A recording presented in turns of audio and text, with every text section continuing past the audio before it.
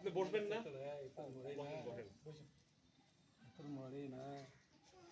আচ্ছা, আমি তাহলে একটু আপনার অনুমতি দিলে তাহলে শুরু করি। বিসমিল্লাহির রহমানির রহিম। সেটা যেটা হয়েছে, আমি শুরুতে অভিনন্দন জানাই, আপনাদের কিন্তু সমিতি একটা নিবন্ধন হয়ে গেছে।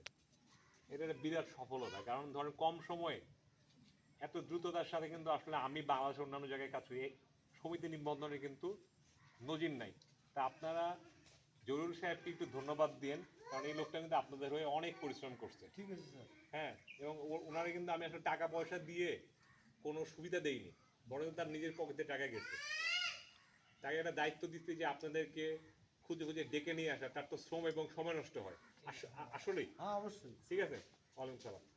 তো আমার মনে হয় যে সমিতি যে দ্রুত নিবন্ধন হইলো, এটার পিছনে ধরেন আমার কতটুকু ভূমিকা আমি জানি না, কিন্তু এটা জরুরি সাহেবের ভূমিকা, আপনাদেরকে নিয়ে কাজের যে একটা চেষ্টা, এটা কিন্তু খুবই প্রশংসা পাওয়ার যোগ্য।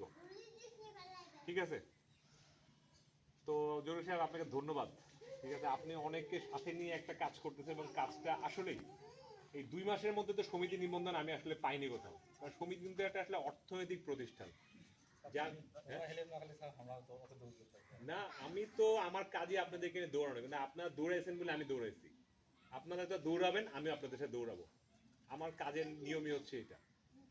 আমি যে কথাটা আপনাদেরকে বলতে চাই সেটা হচ্ছে, দেখেন, সমিতি কিন্তু একটা হচ্ছে অর্থনৈতিক বা একটা সামাজিক প্রতিষ্ঠান, যেটার মালিক হচ্ছে আপনারা, আমি কিন্তু না। আমার একটা কাজের উদ্দেশ্য আছে, সেই উদ্দেশ্য হচ্ছে ধরেন সুদমুক্ত বিনিয়োগের একটা চেষ্টা আপনাদের সাথে করার, সেটার জন্য আমরা সমিতিটা করছি। ঠিক আছে, এবং সমিতি কিন্তু অর্থনৈতিক প্রতিষ্ঠান এবং একটা সামাজিক প্রতিষ্ঠান একসাথে। ঠিক আছে, এখন দেখেন আমি কিছু বিষয় আপনাদেরকে বলি।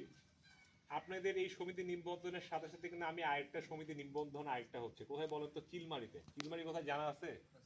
ওই যে আপনার কুড়িগ্রামের ওই মাথায়।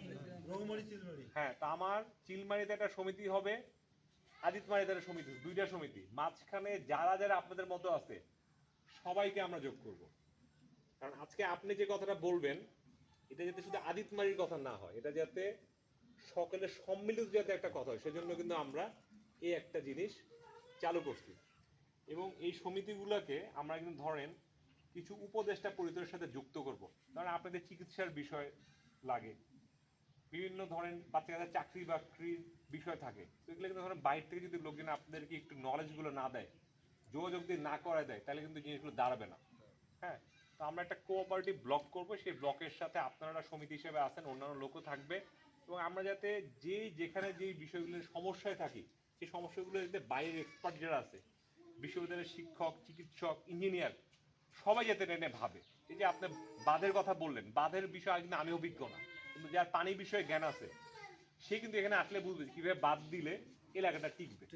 তো যখন ওই নলেজ শেষে দিল, আজকে আমার চিলমারি থেকে আদিতমারি এত বড় একটা কোঅপারেটিভ ব্লক, আমরা যদি একটা দাবি তুলি, এটা তো বাস্তবায়ন হওয়ার সম্ভাবনা অনেক, আমি তো সেভাবেই দেখি।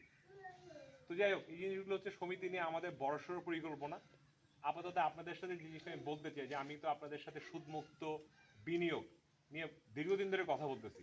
তো এই জিনিসটা আমার কাছে এটা মনে হলো যে এই জিনিসটা শুরুতে একটা ফসল নিয়ে চেষ্টা করি, একটা ফসল। কারণ আপনারা তো বিভিন্ন ধরনের ফসল করেন, তাই না? আলু করেন, পাট করেন, ভুট্টা করেন। ঠিক আছে, তো জিনিসটা শুরুতে কীভাবে কাজ করতেছে, এটার জন্য কিন্তু আমাদের আসলে শুরুতে একটা ফসল নিয়ে চেষ্টা করা উচিত। তো আমার কাছে যে পরিমাণ, ওই যে আপনাদের আমি পাঠাইছিলাম, কৃষি তথ্য নিতে আসছিল, দেখছেন তো?